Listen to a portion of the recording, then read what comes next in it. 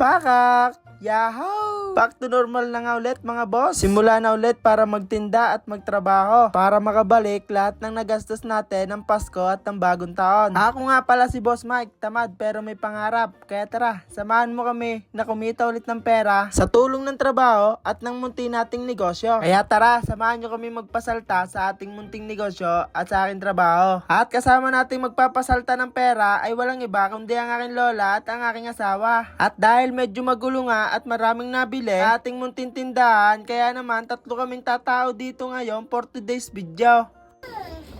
Ito mama, 26-24. Pirit-ligay numero mo din ng 529, nakasama ka doon. 429. Saan siya yelo? Yelo.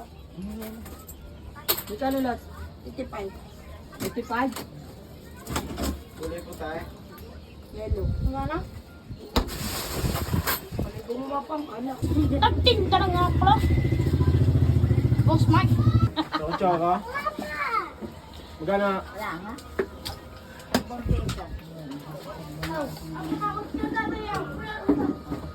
Itong kawalik na sigong.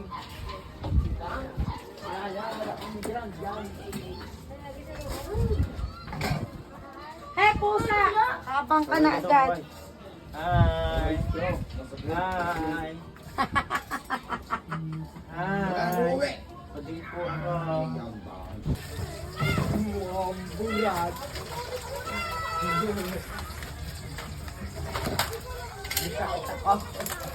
Preso lang kami lumapag.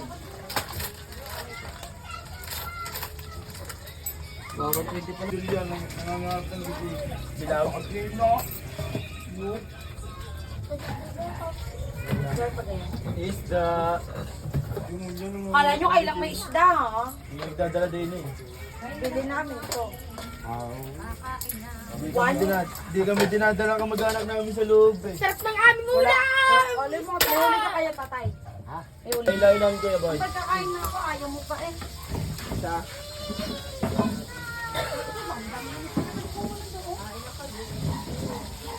Ibig natin hindi ko na kay mama yan ng kakain.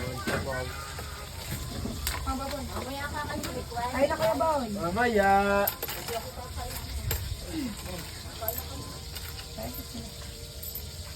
At kinabukasan naman ay pumasok naman tayo sa trabaho natin. Medyo na-miss ko nga pala yung pagtatrabaho. Pero mas masarap pala yung hindi nagtatrabaho. Soon, pag malaki na yung kita natin sa tindahan at medyo stable na yung ating financial, hindi na tayo magtatrabaho. At tambay na lang din tayo para masaya. Para katulad na rin tayo